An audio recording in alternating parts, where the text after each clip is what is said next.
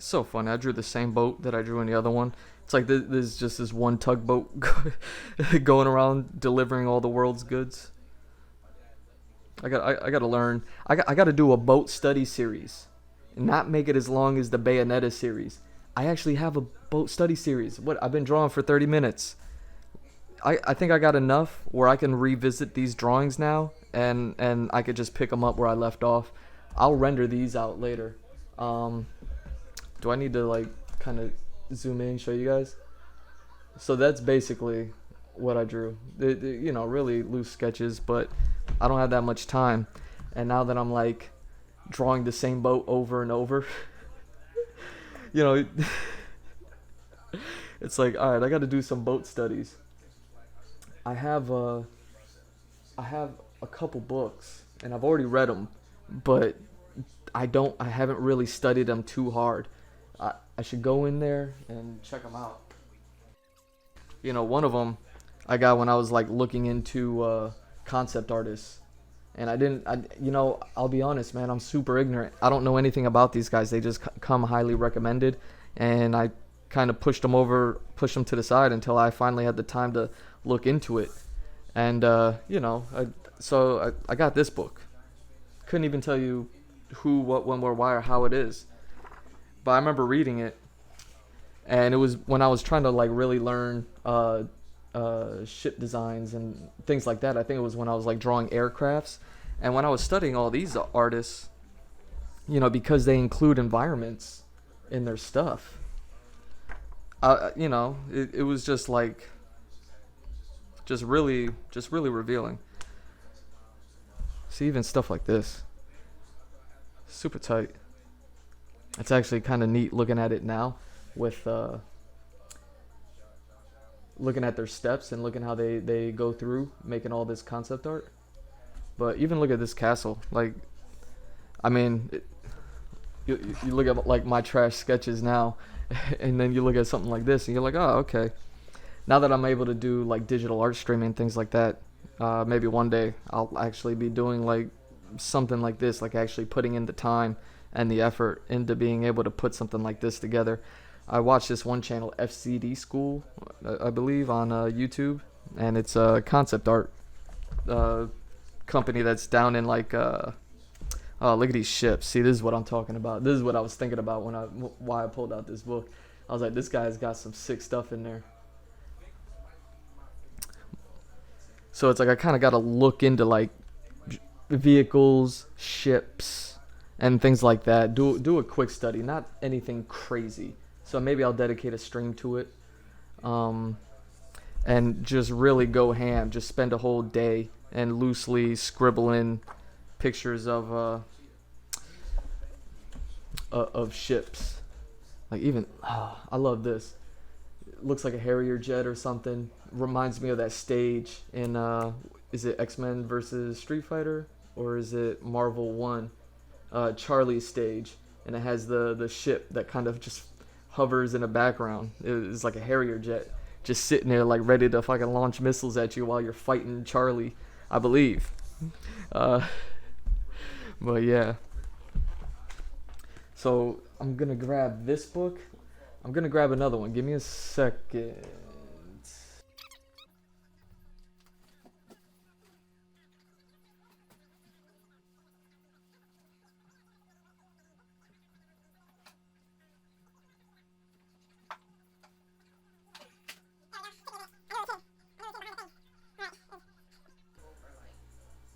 There we go.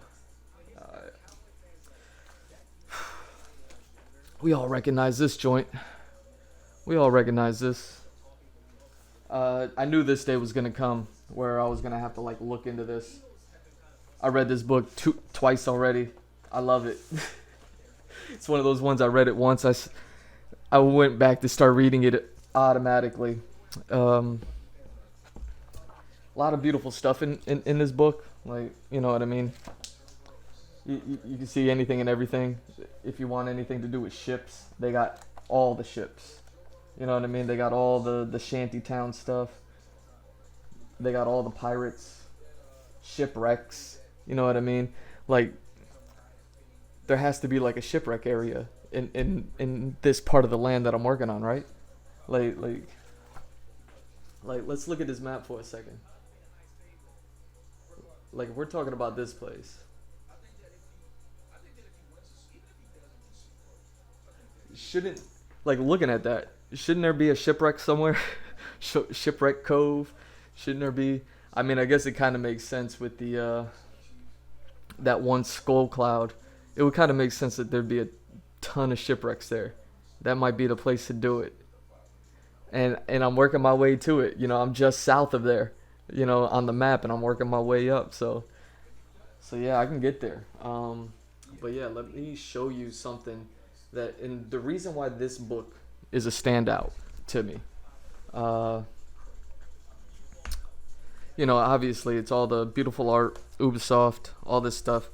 When I'm talking about pirate ships and how they're structured, see how they're heavy at the bottom, big base, but then everything kind of gets smaller as you go up.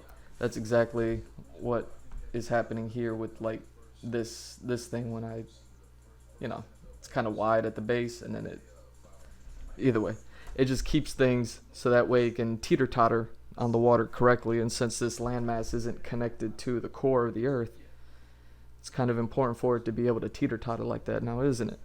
And just like a ship teeter totters and has the netting and all the riggings and stuff like that, I would imagine this entire landmass would have a whole pulley system very much like that. Something I haven't been saying this entire stream is I've been thinking about the game Chutes and Ladders, and that's gonna be another thing I have to look into. Except I've been thinking about that since I started writing it years ago, so I don't even need to write that down to remind myself. Just looking into Chutes and Ladders, which I've already done a few times, is like the design of the actual board game. You know what I mean? Not like the theory behind the game, I guess, but just the how they were able to set it up and make it work. Uh, but in this book, they hired an artist who, you know, if you ever, you know, if you're a rich fancy person, I used to print T-shirts for boat owners and yacht owners and people who own their own yachts. They you know, they print their own T-shirts. Of course, you go on their boat, you're gonna wear their shirt, and I made a lot of them. And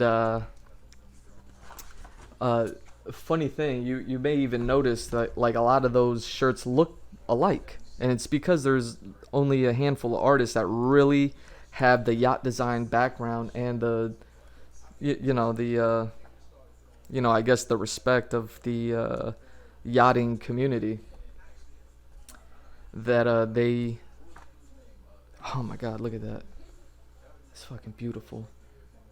But that's not what I'm looking for.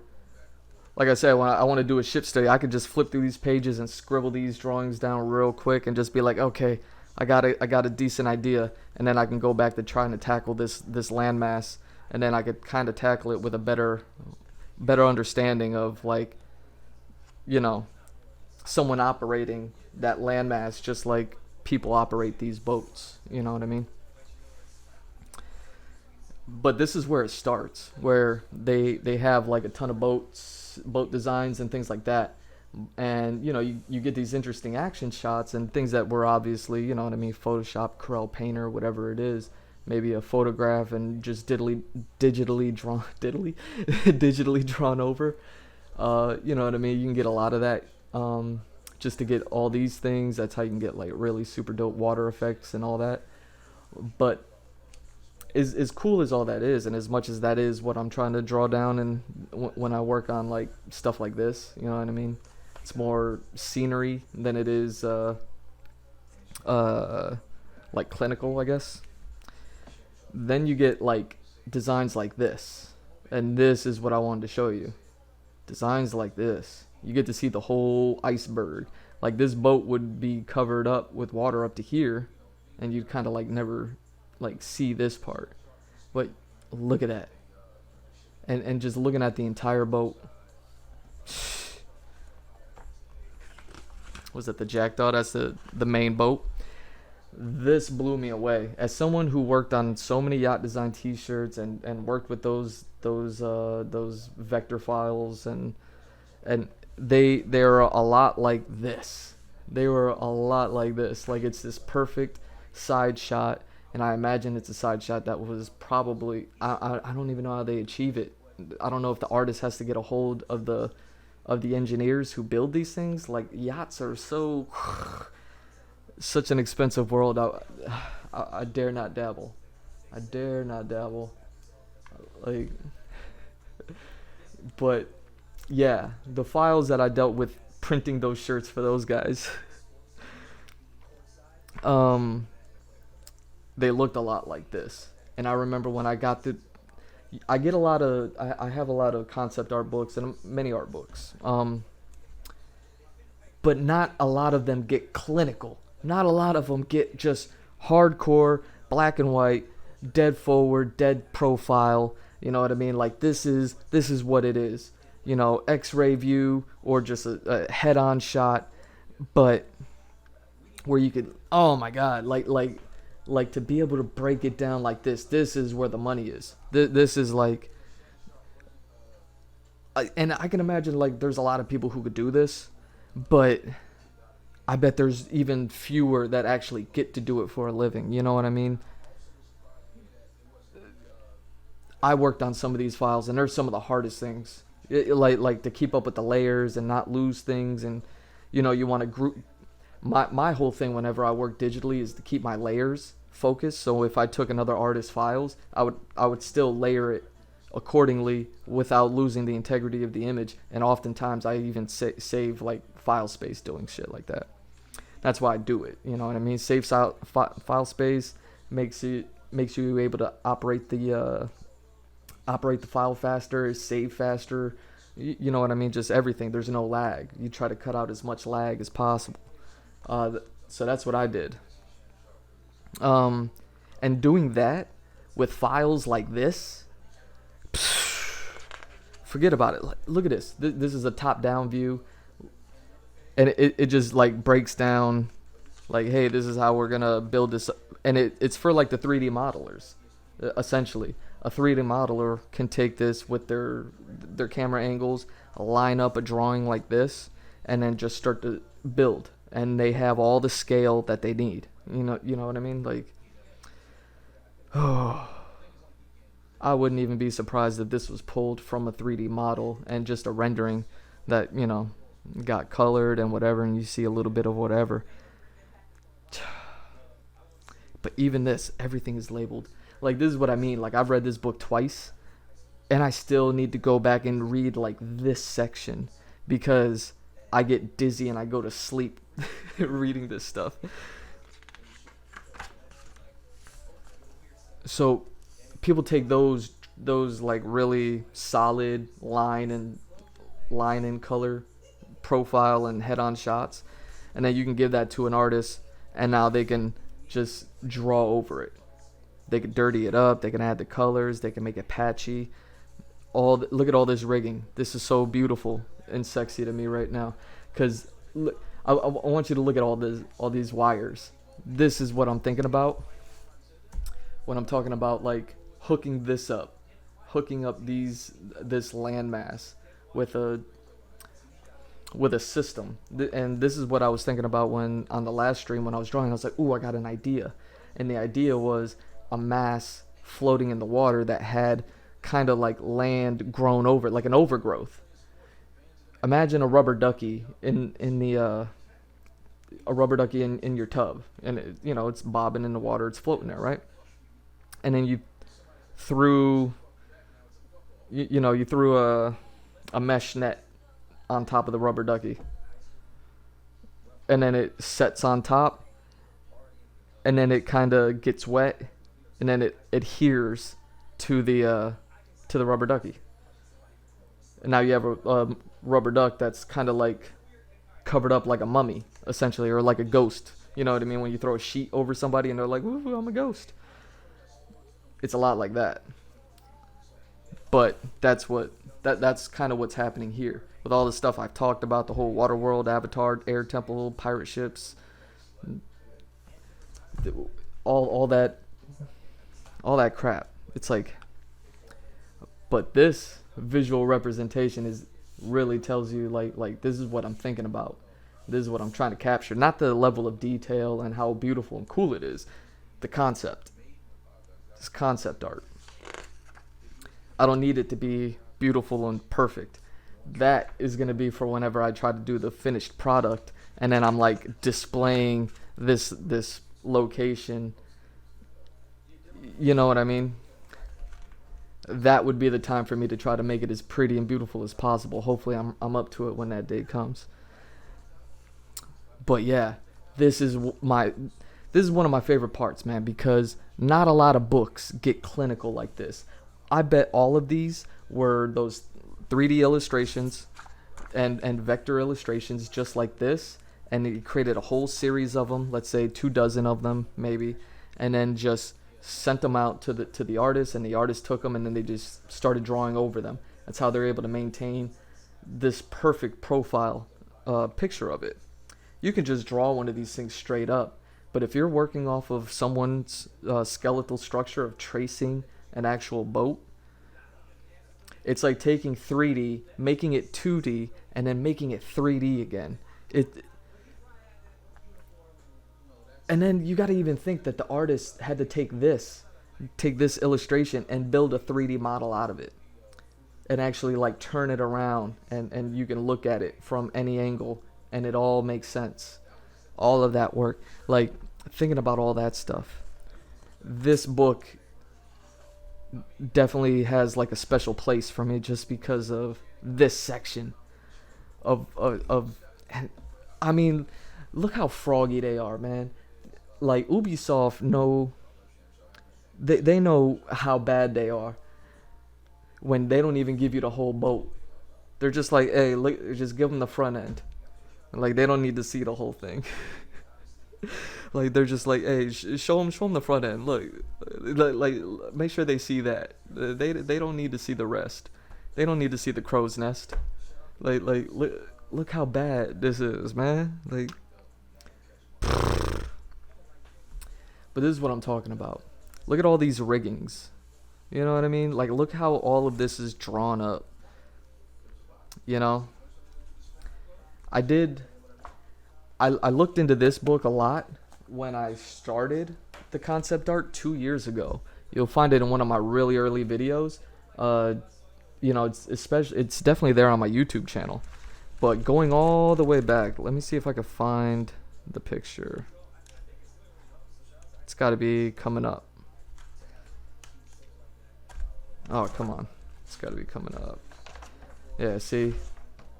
So, when I was working on this, you may remember I did a bunch of drawings of boats just like this, and I was like looking into that book a lot, and even you can see these are all rough. I hadn't even picked up a pen at that point. I was still working in pencil. I was so young, man. So just trying to get back into it, you know, after writing for 4 or 5 years and not really drawing. Like it was a struggle to get back to it. But this is the picture I'm talking about. Let me see if I can like hold it up to the camera. But yeah, this one here. Let me see if we can focus. There we go. But this drawing right here is like a frozen over kind of boat-ish thing. But I pulled reference from that Assassin's Creed book a lot. That would have been the time that I read it once or twice, maybe the second time I went around reading it, because I always read these books when I first get them, and then I set them to the side until I'm like, I need it, and then I go and grab it, and then I'll reread them, or just read it by section. But that one I read twice, that book. It's so good. And it's hardly into reading, it's all pictures.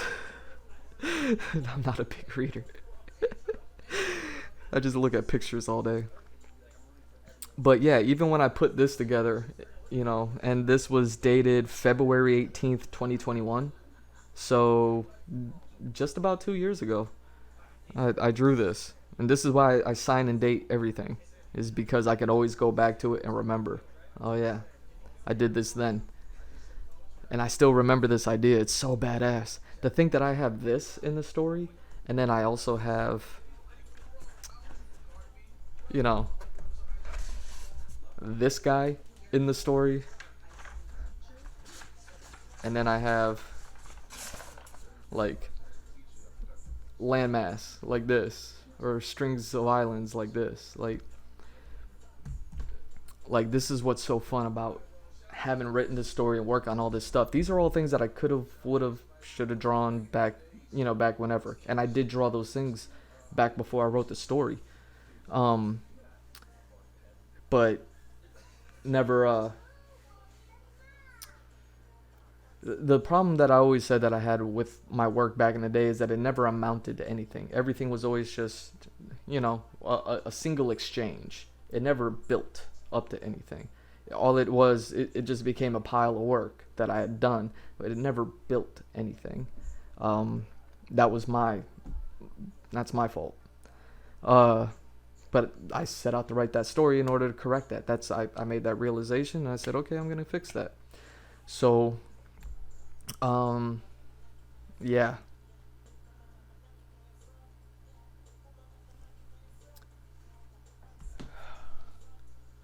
All this work that I've been doing since I wrote that story, and since I started with the pencils because I was too scared to touch a pen and permanently make a bad mark, a couple years ago. 2 years later, got this sketchbook going, got a watercolor sketchbook going, got a Patreon sketchbook going. I'm literally juggling 3 sketchbooks live, and there's plenty more to do and to be had. But now for everything that I'm working on, even though it's not like me getting the dollar and me chasing the money for it like I used to, like I said, all these one-off projects that I did, I got paid. But like I said, that money's gone. I paid my bills with them. Like, I'm not getting too much paid working on this stuff here and, doing these streams here. But it's so much more fulfilling art-wise. Art-wise, it's like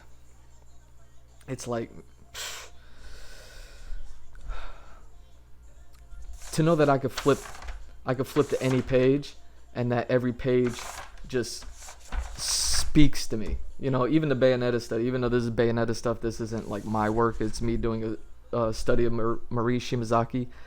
I don't know how long it'll be until I do another study like this. I don't plan on doing one anytime soon. That being said, I do want to do a boat study, but that's kind of like a single stream.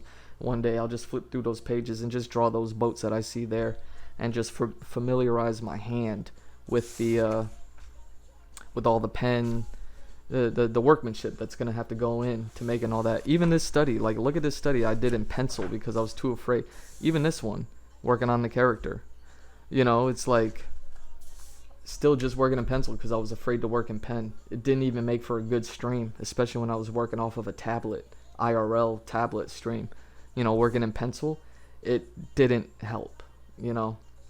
That's why I started working in pen. Inktober hit, and then I started working with ink, and it just read on the recording so much better. And I was just like, okay, I prefer pencil, but I'll switch to pen. And then from there, and even here, I was still just working with pencils, just trying to get through things fast. And then I finally just, buckled down one day and said, okay, I'm gonna work in ink. And then it slowly just became this. And then after I did this study, it's like, boom, now I'm doing the same thing I was doing 2 years ago. Oh man, I still haven't finished the Tomioka. Oh, Giyu Tomioka. Pfft, dude, I gotta go back and finish this. But even with all that, knowing that I can flip pretty much to any page and be like, oh yeah, all of this work, all of this is, it's I'm finally building something. I actually have to revisit this character because I made some mistakes, and I was like, how did I make that mistake? So I don't have to do too much, but I will revisit her one day, probably when I work on another character and she becomes relevant. You know what I mean? I'll be like, okay, that's when I'll rework her design just a bit, nothing crazy. But yeah, knowing that I could just flip to any page in any one of my sketchbooks now, even some of the old ones that I wrote in, it's like all all that work is now building to something, and I make like pennies at the moment, but it's like, man, I really hope people can see what I'm trying to do here, see that it's like, oh, okay, this is actually worthwhile. And if it is, it's, if it's worth at least $1 a month to you to be like, this guy's doing it, that's what I have the Patreon for. But if you want commissions and things like that, I'm definitely want to do those for you. And, that's what I have the Patreon for. I'm on Fiverr, but I would suggest the Patreon much more than the Fiverr. Because Patreon is kind of like you helping me out sort of thing, while the Fiverr is more of a you hiring me, so I'm charging you. So yeah, join the Patreon, get the commissions through there, and yeah, man, because it just feels so much better that everything that I do now just builds towards something. Even the wonky stuff that I do for like merch designs, this doesn't really have anything to do with the story, but it's like little fun things that I get to do on the side. My Instagram post now that I'm just doing digital posts on there, and all my little scribbles that I do on the phone, like it's not necessarily anything with concept art with the for the story. Some of it is, won't tell you which ones, but some of it is. And it's like, you know what I mean, all of it is building. And it's like I love being able to just work on things, and I don't mind just working on little goofy side things for a second. But with that said, man, I'm out of time. We got a little bit of drawing in, we got a couple of decent sketches, we got better ideas than we got sketches. and yeah, I pulled out a couple of books because I'm gonna look into these and really hammer out some study in order to kind of really tackle this a lot more, maybe even a lot more than I need to, who knows. But it's a lot of fun just exploring these ideas and getting it done here, and then when I move on to other parts of the world, it's like, well, I can't take this idea anymore, it's already done. Fortunately, there's only one like real water world in this whole world that I created. So anyways, with that said, I'm GMrDrew at GMrDrew on all socials. Follow, like, subscribe. Any and all support is appreciated. GMrDrew.Art, my website, links to everywhere in there. Merch stores, Patreon, Instagram. You can see all the funky posts I put. Still working on the OnlyFans content, and that's going super well. It's actually going surprisingly well. I can't wait to start putting that stuff up there, and definitely let you know when that goes live. My alarm's going off. That means I gotta go. So yeah, I'll let y'all know when that goes live. And then what else? That's about it, man. I just anybody who watches this, you're a saint. If you made it this far, love you. If you enjoy these things, man, it's even better. Either way, ton of fun, quick stream, got it in. Yeah, man. Y'all take care. I'll be back. Where we going?